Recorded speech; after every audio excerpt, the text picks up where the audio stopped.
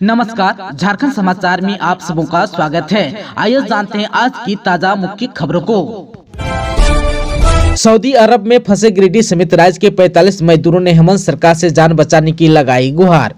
नौकरी की तलाश में गिरिडीह समेत राज्य के 45 मजदूर सऊदी अरब में जान बचाने की गुहार लगा रहे हैं। हर 10 से 12 दिनों में सऊदी अरब में फंसे मजदूर सोशल मीडिया में वीडियो शेयर कर झारखंड सरकार से सुरक्षित वतन वापसी की गुहार लगा रहे हैं। साल के अंतिम दिन रविवार की शाम एक बार फिर इन मजदूरों ने वीडियो शेयर किया और गुहार लगाते हुए कहा कि सऊदी अरब की प्राइवेट कंपनी का अत्याचार बरता जा रहा है, क्योंकि पहले वेतन देना बंद किया और फिर भोजन, अब पानी तक मिलना बंद हो गया है। सऊदी अरब में फंसे इन मजदूरों ने शेयर वीडियो में कहा है कि पिछले 11 मई को 45 मजदूर एक दलाल के माध्यम से प्राइवेट कंपनी के ट्रांसमिशन लाइन में काम करने पहुंचे थे। शुरुआती दौर में कंपनी ने इन मजदूरों को वेतन दिया, लेकिन कुछ दिनों के बाद वेतन देना बंद कर दिया और वेतन मांगने पर एक कमरे में बंद कर दिया गया। बताते चले कि गिरिडीह और बोकारो के 20 मजदूर के साथ हजारीबाग के 25 मजदूर सऊदी अरब नौकरी की तलाश करने पहुंचे थे, जहां कंपनी अब इन मजदूरों को एक कमरे में बंद कर चुकी है। हरियाणा और राजस्थान में साइक्लोन, झारखंड के मौसम पर भी पड़ेगा असर। जानिए आज का मौसम कैसा रहेगा। हरियाणा और राजस्थान में साइक्लोन का झारखंड के मौसम पर भी असर देखने को मिलेगा। झारखंड के कई जिलों में कोहरा छाया रहेगा। उत्तर पश्चिमी तथा मध्य भागों में बारिश होने की संभावना है। वहीं 2 जनवरी से 4 जनवरी तक बारिश होंगे। भारत मौसम विज्ञान विभाग के मौसम केंद्र रांची ने यह जानकारी दी है। आप सबको बता दूं कि रांची स्थित मौसम केंद्र के मुताबिक गढ़वा, पलामू, चतरा, लातेहार, हजारीबाग, लोहरदगा, गुमला, सिमडेगा, खुट्टी, पश्चिमी सिंहभूम, सरायकेला, खरसवां, पूर्वी सिंहभूम, रांची, रामगढ़ और बोकारो में 2 जनवरी तक कहीं कहीं घना कोहरा छाया रहेगा। वहीं मौसम वैज्ञानिक ने कहा है कि 2 जनवरी से 4 जनवरी तक राजधानी रांची समेत 7 जिलों का मौसम बदला रहेगा। इस दौरान बारिश भी होगी। जिन जिलों में बारिश होने की संभावना है उनमें रांची, गुमला, लोहरदगा, लातेहार, चतरा, पलामू और गढ़वा जिला शामिल है। इन जिलों में कहीं कहीं हल्के दर्जे की वर्षा हो सकती है। आज 1 जनवरी के लिए मौसम विभाग ने कोहरे को लेकर येलो अलर्ट जारी किया है। वहीं झारखंड के 13 जिलों में 5 जनवरी को बारिश होने के आसार हैं। मौसम वैज्ञानिक के मुताबिक गढ़वा, पलामू, चतरा, लातेहार, लोहरदगा, रामगढ़, रांची, गुमला, सिमडेगा, खुट्टी, पश्चिमी सिंहभूम, सरायकेला, खरसवां और पूर्वी सिंहभूम में हल्की बारिश हो सकती है। पारा शिक्षकों ने की मंत्री आलमगीर आलम के बयान की निंदा। सहायक अध्यापकों ने हेमंत सरकार के मंत्री आलमगीर आलम के बयान की निंदा की है। जानकारी के अनुसार मंत्री ने कहा है कि पारा शिक्षकों का लोभ बढ़ता जा रहा है, जबकि उनको वेतनमान दिया गया है। इसी बात को लेकर सहायक अध्यापक संघ के जिला अध्यक्ष अतुल कुमार और महासचिव अनूप कुमार ने कहा कि मंत्री जी सत्ता के मद में भूल रहे हैं कि मानदेय और वेतनमान में जमीन और आसमान का फर्क होता है। शिक्षकों ने कहा कि 4 वर्ष के कार्यकाल में वर्तमान राज्य सरकार ने सिर्फ एक बार रुपया बढ़ाने के अलावा कुछ नहीं दिया। शिक्षकों ने आगे कहा कि राज्य के मूल निवासी 62,000 पारा शिक्षकों में से हर साल दर्जनों असमय मौत के मुंह में समा जा रहे हैं, लेकिन राज्य सरकार उनके लिए कुछ भी नहीं कर पा रही है। शिक्षकों ने कहा कि आने वाले वर्ष में सरकार को हम बता देंगे कि वादा खिलाफी का परिणाम क्या हो सकता है। झारखंड में भारतीय मजदूर संघ के अधिवेशन में बोले श्रमिक नेता 693 रुपये की जाए न्यूनतम मजदूरी। भारतीय मजदूर संघ के 2 दिवसीय अधिवेशन का रविवार को रांची में समापन हो गया। अधिवेशन में श्रमिक नेताओं ने कहा कि श्रमिकों के साथ ही औद्योगिक संस्थानों और देश के हितों की रक्षा होनी चाहिए। सीबीओ के महामंत्री नवीन कुमार सिंह ने कहा कि मजदूर श्रमिक क्षेत्र के लोगों की अगर कोई सही नुमाइंदगी करता है तो वो भारतीय मजदूर संघ है। उन्होंने कहा कि देश के श्रमिकों के साथ दूसरे देशों में काम कर रहे माइग्रेंट लेबर के हितों का ख्याल रखा जाना चाहिए। उन्होंने कहा कि असंगठित क्षेत्र के लोगों के हितों पर हमारा खास फोकस रहेगा और उन्हें मुख्य धारा से जोड़ा भी जाएगा ताकि ज्यादा से ज्यादा फायदा मिल सके। 2 दिवसीय अधिवेशन का उद्घाटन भारतीय मजदूर संघ के प्रदेश अध्यक्ष सत्यनारायण सिंह सहित आए हुए अतिथियों ने किया। इस मौके पर बताया गया कि झारखंड के कुल 24 जिलों में कुल श्रम बल 81 लाख है, जिसमें 18 लाख संगठित क्षेत्र से एवं 63 लाख असंगठित क्षेत्र के श्रमिक हैं। इन मजदूरों की न्यूनतम मजदूरी का प्रस्ताव लाया गया। दिहाड़ी मजदूर, मोटिया मजदूर, मनरेगा और अन्य असंगठित कार्य करने वाले ठेका मजदूरों को जो न्यूनतम मजदूरी दी जाती है वह भारत सरकार की तय न्यूनतम मजदूरी से बहुत ही कम दी जाती है। वैसे भी झारखंड सरकार की न्यूनतम मजदूरी 379 रुपये है, जो कि आज की महंगाई में बहुत कम है। सभी मजदूरों की न्यूनतम मजदूरी 693 रुपये की जाए। खरसवां गोलीकांड के शहीद दिवस पर सुरक्षा के कड़े इंतजाम। झारखंड के सीएम हेमंत सोरेन शहीदों को देंगे श्रद्धांजलि।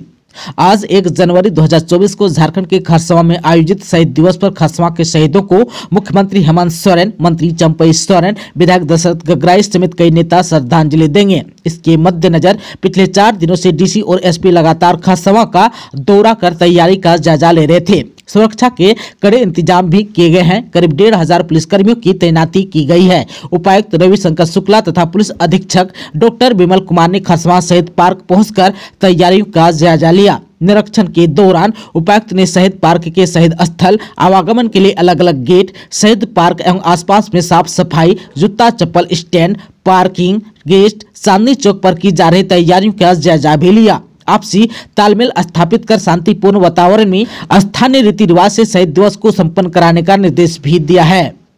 आप सबको बता दूं कि दोपहर करीब 1 बजे मुख्यमंत्री हेमंत सोरेन हेलीकॉप्टर से खरसवा हाई स्कूल मैदान स्थित हेलीपैड पर पहुंचेंगे। इसके बाद वहां से खरसवा सहित बेदी व केसर मुंडा चौक पहुंचकर पारंपरिक रूप से तेल डालकर और पुष्प अर्पित कर श्रद्धांजलि देंगे। इसके बाद शहीद पार्क के पास स्थित फॉरेस्ट ऑफिस ग्राउंड में श्रद्धांजलि सभा को संबोधित करेंगे। इस दौरान मुख्य रूप से कल्याण और परिवहन मंत्री चंपई सोरेन, समाज कल्याण मंत्री जोबा मांझी, विधायक दशरथ गगराई, दीपक बुरुआ, निरल पूर्ति, सुखराम उरांव, सविता महतो आदि लोग मौजूद रहेंगे। इस संबंध में विधायक दशरथ गगराई ने बताया कि शहीद दिवस की तैयारी पूरी कर ली गई है। पूरे कोलाहल से पार्टी कार्यकर्ता और समर्थक शहीद दिवस के दिन खरसवा पहुंचेंगे। लोगों ने कहा कि इस वर्ष का शहीद दिवस ऐतिहासिक होगा। झारखंड में बूथों पर उपलब्ध जरूरी न्यूनतम सुविधाओं का होगा सोशल ऑडिट, वोटरों को मिलेगी बेहतर सुविधाएं। झारखंड के मुख्य निर्वाचन पदाधिकारी के रवि कुमार के निर्देश और पहल पर लोकसभा चुनाव 2024 को लेकर राज्य के सभी मतदान केंद्रों पर जरूरी न्यूनतम सुविधाओं की उपलब्धता सुनिश्चित कराने की कवायद शुरू कर दी गई है। दरअसल वर्तमान में झारखंड के मतदान केंद्रों में जरूरी न्यूनतम सुविधाओं की स्थिति क्या है, इसे लेकर सोशल ऑडिट स्टेट यूनिट की मदद से थर्ड पार्टी सोशल ऑडिट कराए जाने का निर्णय लिया गया है। देश में संभवतः यह पहला अवसर है जब निर्वाचन विषयों को लेकर स्वतंत्र सामाजिक अंकेक्षण करवाया जा रहा हो। सामाजिक अंकेक्षण का कार्य फरवरी 2024 में पूरा हो जाएगा। इसके बाद कमियों को 1 महीने के अंदर पूरा कर लिए जाने की योजना है। जोहार खिलाड़ी पोर्टल पर सभी जिलों के खेल संघों के रजिस्ट्रेशन कराने की तैयारी में जुटा खेल विभाग। राज्य सरकार सभी जिलों में कार्यरत खेल संघों के रजिस्ट्रेशन की तैयारी में लग गई है। इसके लिए सभी जिलों के जिला खेल पदाधिकारी के स्तर से निर्देश भी जारी किया जा रहा है। डीएसओ के माध्यम से जिलों के खेल संघों, उनके अध्यक्ष, सचिव से कहा जा रहा है कि उनका पंजीकरण जोहार खिलाड़ी पोर्टल पर किया जाना है। खिलाड़ी पोर्टल पर निबंधन के संबंध में 21 दिसंबर 2023 को ही खेलकूद निदेशालय के स्तर से निर्देश दिया गया है। इस क्रम में खेल संघ जरूरी सूचनाएं यानी कि खेल संघ का नाम, ईमेल आईडी, मोबाइल नंबर वगैरह जिला खेल पदाधिकारी कार्यालय में 4 जनवरी तक उपलब्ध कराए जाएंगे। खेल निदेशालय यह उम्मीद जता रहा है कि जिलों में किस किस खेल के लिए कौन से संघ कार्यरत हैं, झारखंड ओलंपिक संघ या किसी अन्य से उन्हें मान्यता प्राप्त है या नहीं। इस आधार पर संघों से खेल गतिविधियों को और बढ़ावा देने में मदद ली जाएगी। साथ ही समय समय पर अनुदान भी उचित संघों को देने में मदद होगी। मन की बात में पीएम मोदी ने की झारखंड के मंगलो गांव की सराहना। जानिए किस खूबी का किया है बखान।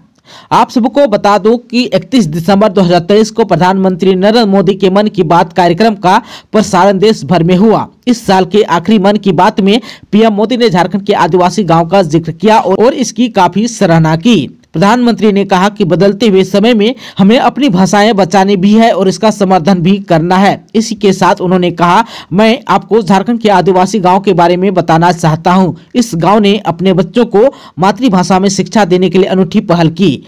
झारखंड के मंगलो गांव में बच्चों को कुड़ुक भाषा में शिक्षा दी जाती है। इस स्कूल का नाम है कार्तिक उरांव आदिवासी कुड़ुक स्कूल। इस स्कूल में 300 आदिवासी बच्चे पढ़ते हैं। पीएम मोदी ने कहा कि कुड़ुक भाषा उरांव आदि समुदाय की मातृभाषा है। कुड़ुक भाषा की अपनी लिपि भी है जिसे तोलोंग सिकी के नाम से जाना जाता है। यह भाषा धीरे धीरे विलुप्त होती जा रही थी, जिसे बचाने के लिए इस समुदाय ने अपनी भाषा में बच्चों को शिक्षा देने का फैसला किया।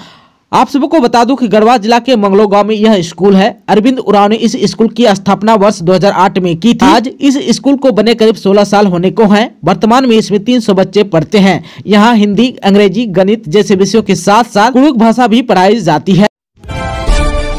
विधायक दीपिका पांडे ने पिता की अर्थी को दिया कंधा, मुखाग्नि भी दी।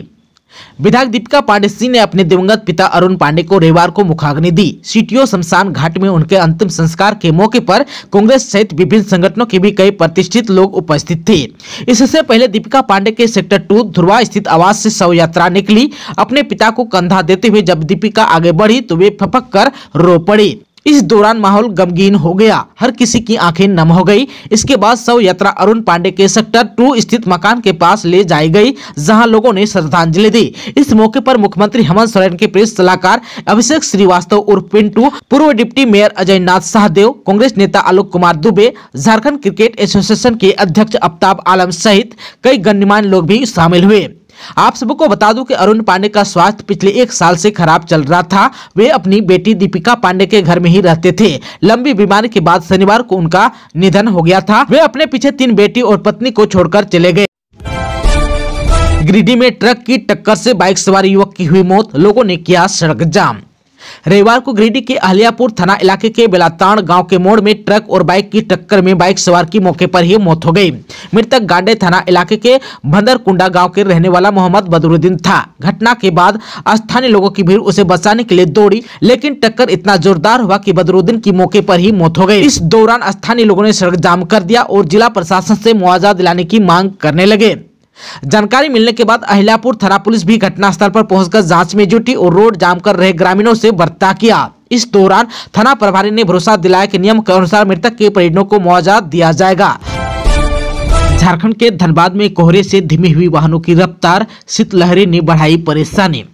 झारखंड के धनबाद जिले में कोहरे के कारण वाहनों की रफ्तार धीमी हो गई। इधर शीतलहरी से भी लोग परेशान हैं। ठंड और कोहरे ने जीवन की रफ्तार धीमी कर दी है। नेशनल हाईवे पर दौड़ने वाली बड़ी छोटी गाड़ियों की रफ्तार कोहरे के कारण धीमा हो गई है। कोहरे ने पूरे क्षेत्र को अपने आगोश में ले लिया है। पारा नीचे गिर चुका है। इस कारण सुबह के समय टहलने वाले लोग भी ठंड की वजह से घर से बाहर निकलने में फिलहाल परहेज कर रहे हैं। दोस्तों, अभी तक आपने चैनल को सब्सक्राइब नहीं किया है तो प्लीज चैनल को सब्सक्राइब कर बेल आइकन को प्रेस कर दीजिएगा, ताकि खबरों का अपडेट आपको मिलता रहेगा। इसके साथ ही आज के खबरों में बस इतना ही। हमें दीजिए इजाजत। नमस्कार।